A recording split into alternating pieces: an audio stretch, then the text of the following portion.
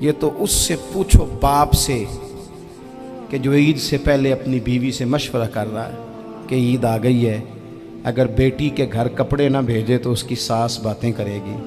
یہ چھوٹی عید گزری تھی نا، تو ہمارے ہاں کچھ لوگ سمجھتے ہیں کہ سخاوت صرف رمضان میں ہی کرنی ہے، اور رمضان میں ثواب زیادہ ہے، ورنہ راشن ونڈن والے لوگ کو عیدوں بعد بھی بھوک لگ دیجئے، عید کے بعد بھی اسی طرح ہی غریب کے ساتھ پیٹ ہوتا ہے، لیکن توجہ نہیں۔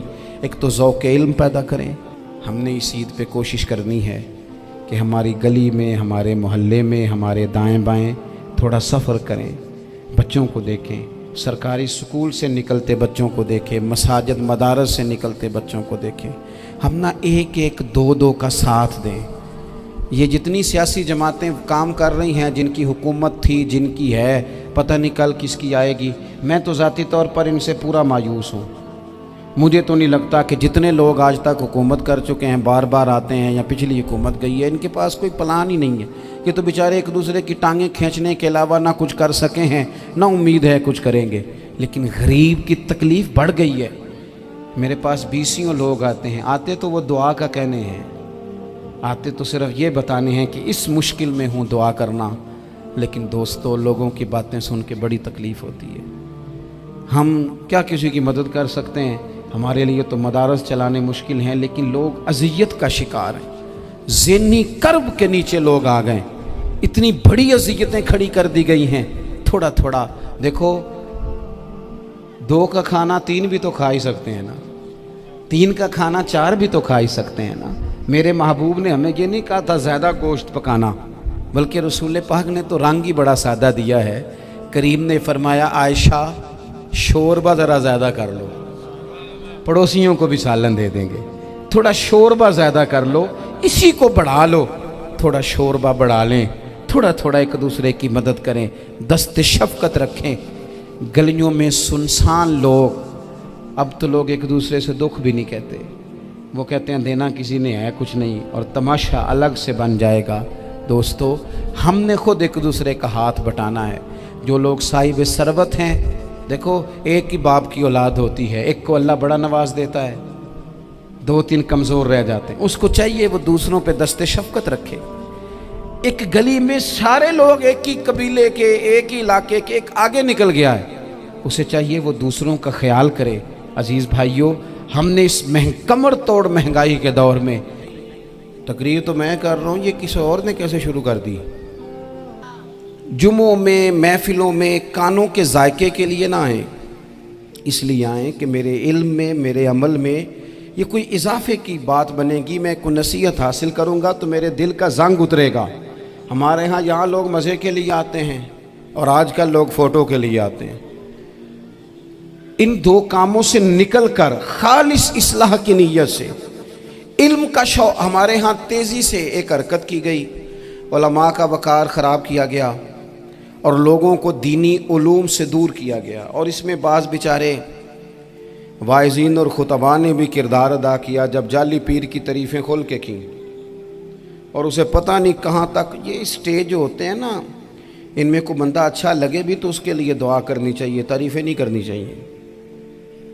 تعریفیں اس کا کوئی فائدہ نہیں ہے، اس بندے کو تو دعا کا فائدہ ہے۔ اگر آپ کو اچھا لگ رہا ہے تو اسے دعا دیں، اس سے زیادہ کچھ نہیں کریں۔ اور ہمارے ہاں جناب وہ نقیب محفل بیچارے کی شامت آ جاتی ہے اگر تعریفیں تھوڑی کرے تو، کہتے ہیں انہوں تو نام ہی نہیں لینا ہوں۔ اور بھائی اس کے نام لینے سے آپ کا قد اونچا ہوتا ہے۔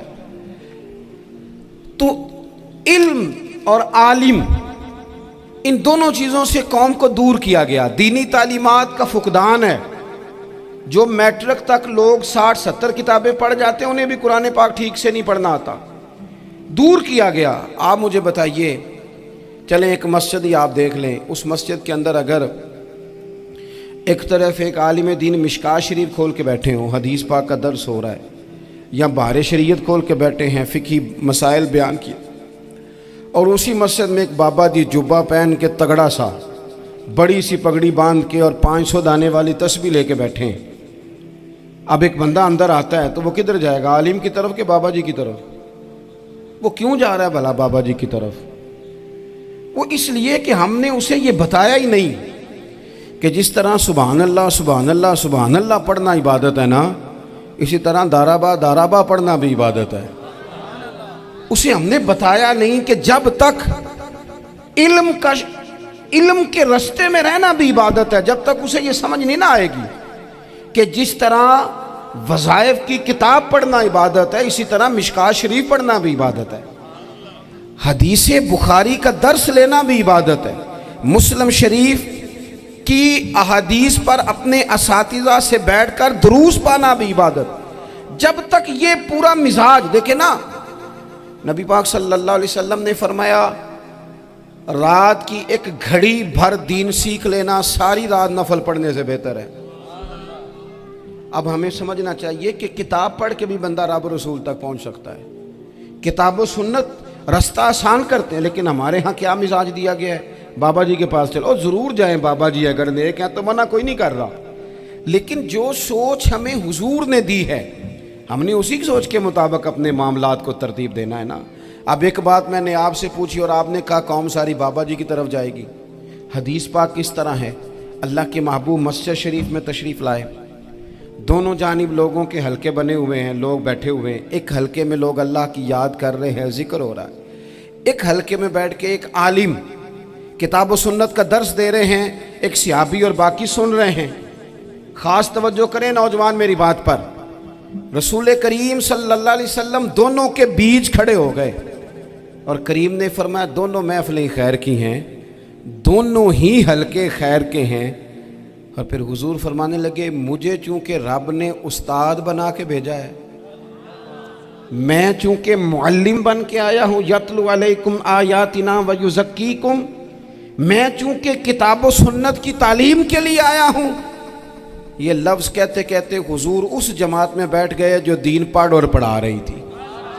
हुजूर वहाँ बैठे जहाँ बात दीन की हो रही, जहाँ लोगों को अल्लाह रसूल की बात बताई जा रही। तो जुमे में वक्त पे आएँ, अपनी दीनी मालूमात मजबूत करें और अपने लिए मजबूत करें। मैं आपको बड़े दर्द से ये बात अर्ज़ करता हूँ, अगर दिन में 100 लोग मसला पूछते हैं ना शरीयत का, तो उनमें 95 लोग वो होते हैं जो तलाक का मसला पूछते हैं।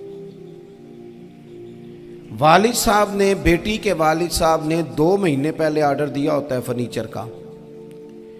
बेटे की शादी हो तो महीना पहले शेरवानी वाले को भी कहना पड़ता है, गाड़ियां बुक करानी पड़ती हैं, मैरिज हॉल बुक, ये सारे लवाजमात हम करते हैं। सारा कुछ किया, गाड़ी से घर बसना है, मैरिज हॉल से बसना है, फर्नीचर से बसना है, हमने सारा कुछ उनको बताया। लेकिन काश 2 घंटे बच्ची किसी मुअल्लिमा के पास जाती, बच्चा किसी उस्ताद के पास जाता, निकाह तलाक के मसले भी सीखते।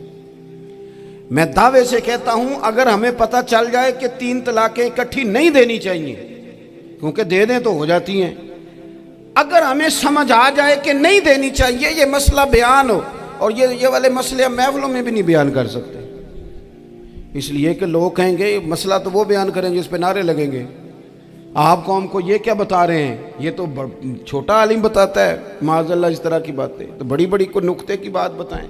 और इस तरह हमारे यहाँ वो 1 घंटा पहले नहीं कहते तगड़े हो जो मैं जुमला देने लगा, वो पता नहीं जुमला आ रहा है कि एटम बम आ रहा है। बच्चों को देखें, बहुत सारे माँ बाप के पास गुंजाइश नहीं होती, लेकिन इस नीयत से कि बच्चों के दिल टूट जाएंगे, ईद पे कैसे गुजारा करेंगे, मुश्किल से भी कपड़े ख़रीद के देते। इस तरह हम अपने बच्चों को भूख से, प्यास से, मायूसी से बचाते हैं। इस तरह हमारे रब ने हमारे ज़िम्मे लगाया है कि तुम अपने बच्चों को कोशिश करो दोज़ख की आग से बचाने की।